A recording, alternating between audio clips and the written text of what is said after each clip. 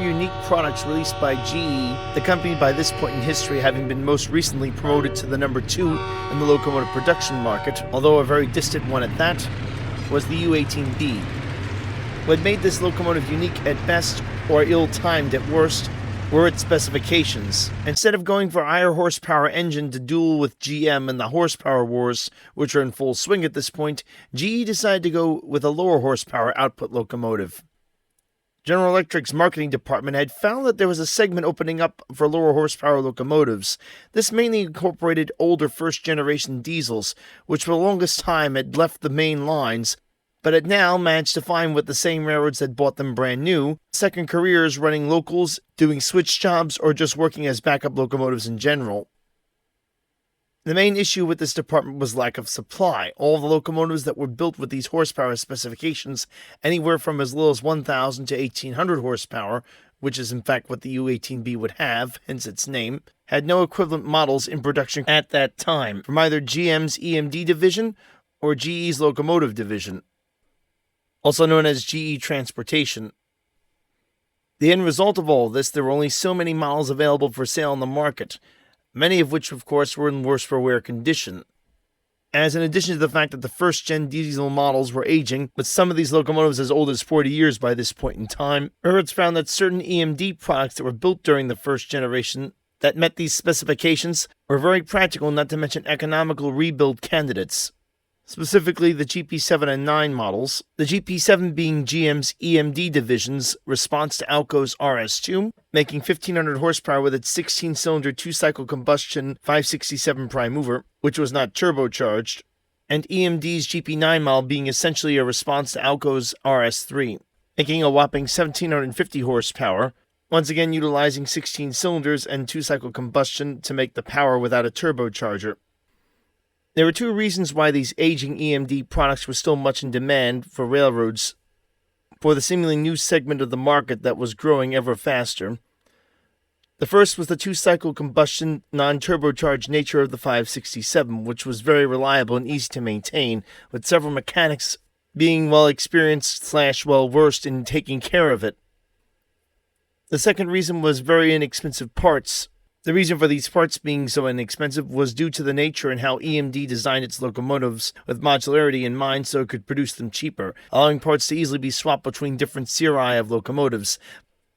For more information on the modularity of GM's designs, feel free to check my videos out on these specific topics. I'll place a few links in this video's description. This is despite the fact that the General had actually designed these locomotives with planned obsolescence, this is to say, designed to fail before their time, to encourage companies to purchase new locomotives and thus generate the company more profits. And thus these companies considered these locomotives to be of value.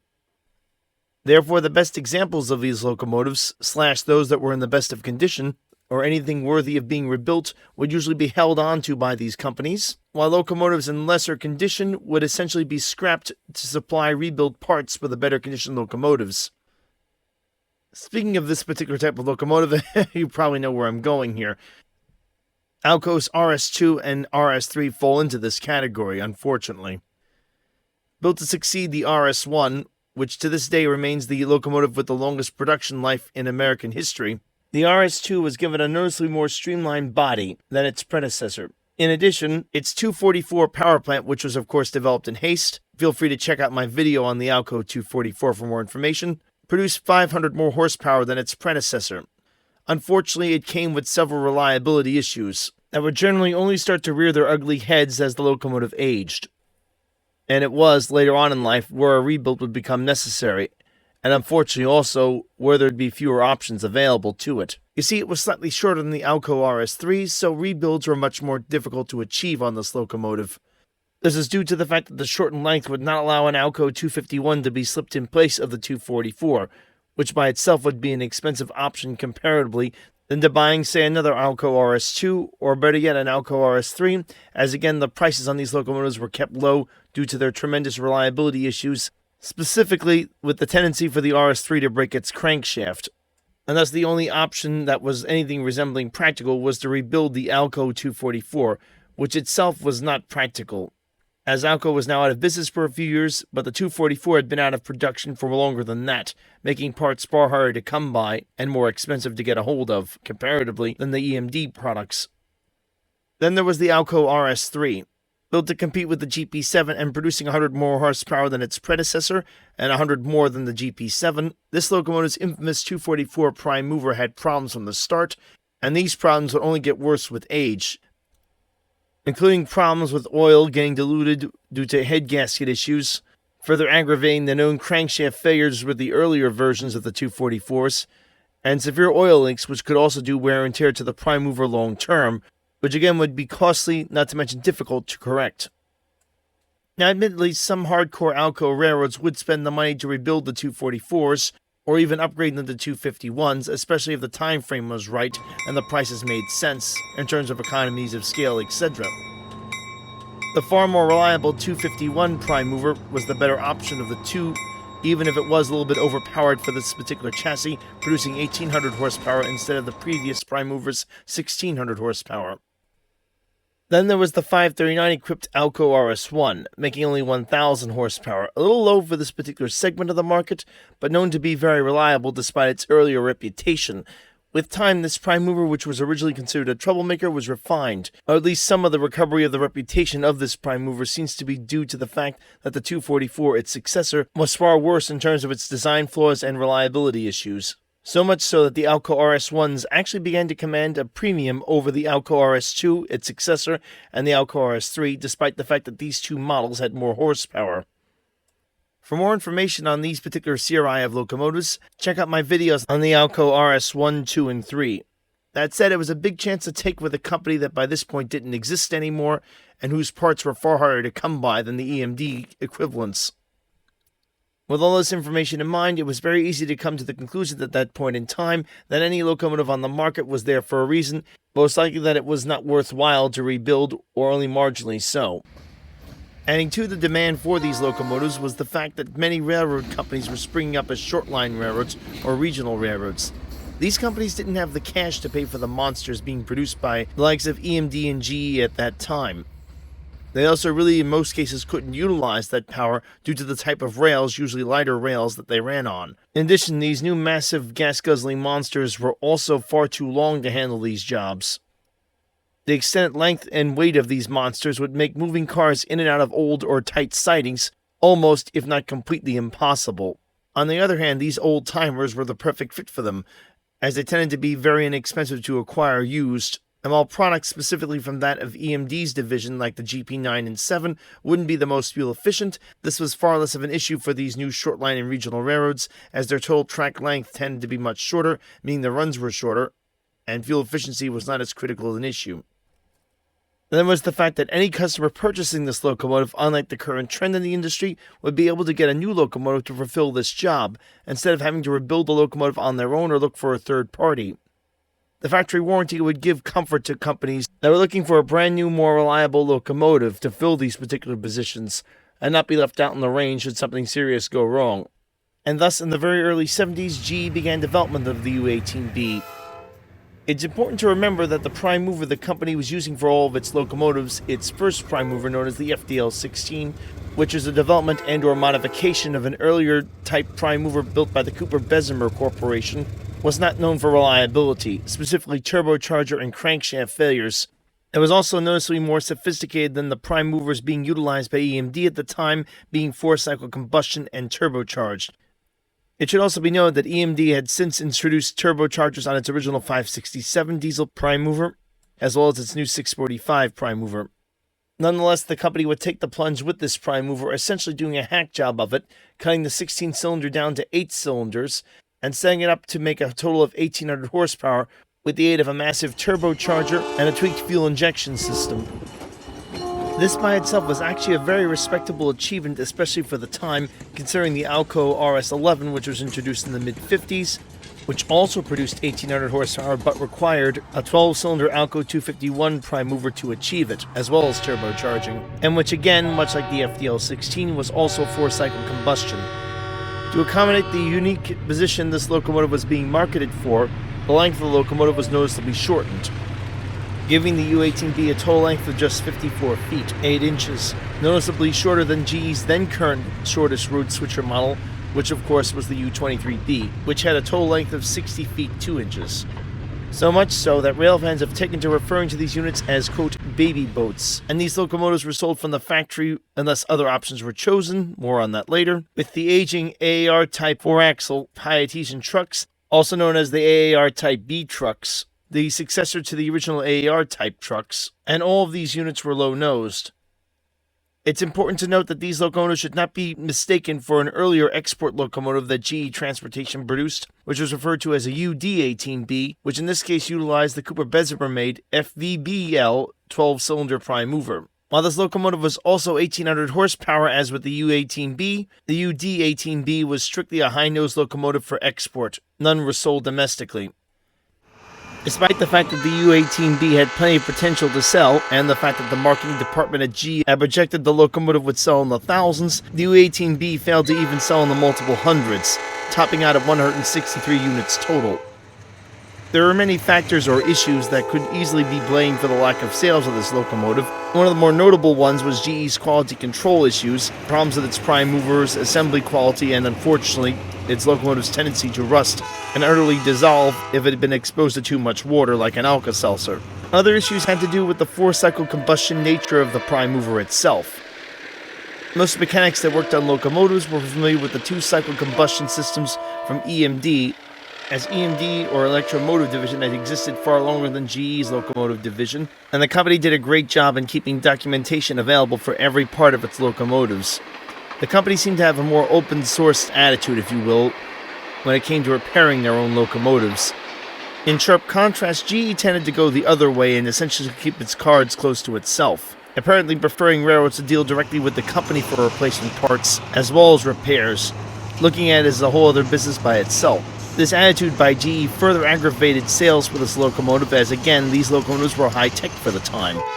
In addition to the four-cycle combustion, they also had very sophisticated electronics that allowed them to achieve the high fuel efficiency, which many railroads were looking for at the time, but again, at the expense of these very sophisticated electronics that were hard to get documentation for and difficult to repair, and a lot of times, unfortunately, not very reliable. But what had to be the most notable factor in essentially discouraging railroads from purchasing the U18B was the cost factor.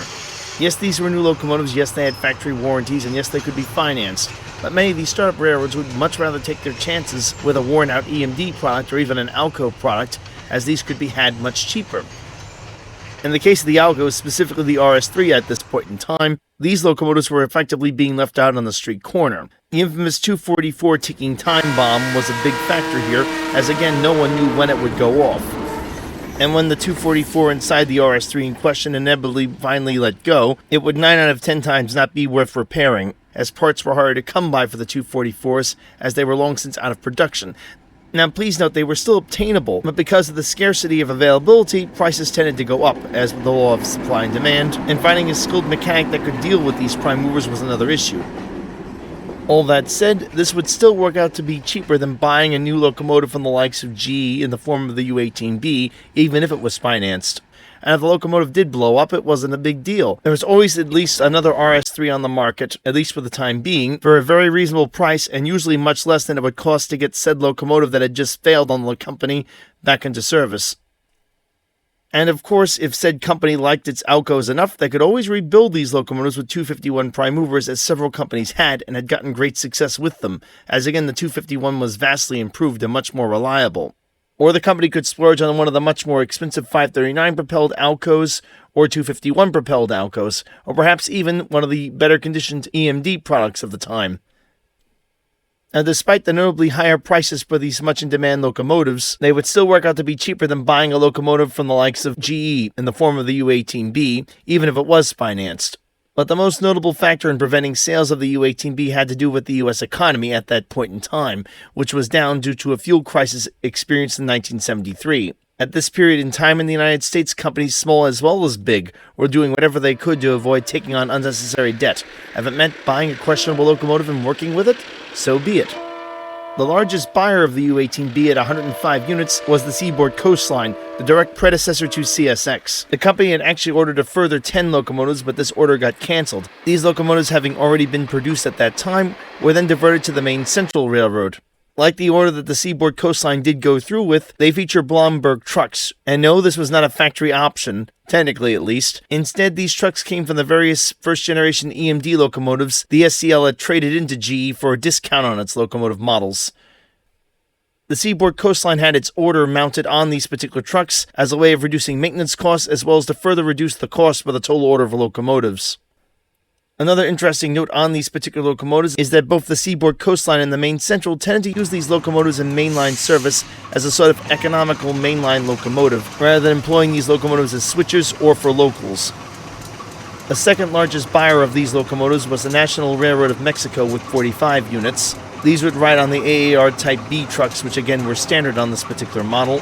And an outfit called Texas Utilities acquired 2 of these units, again riding the AAR Type B trucks, for hauling coal to its power plants.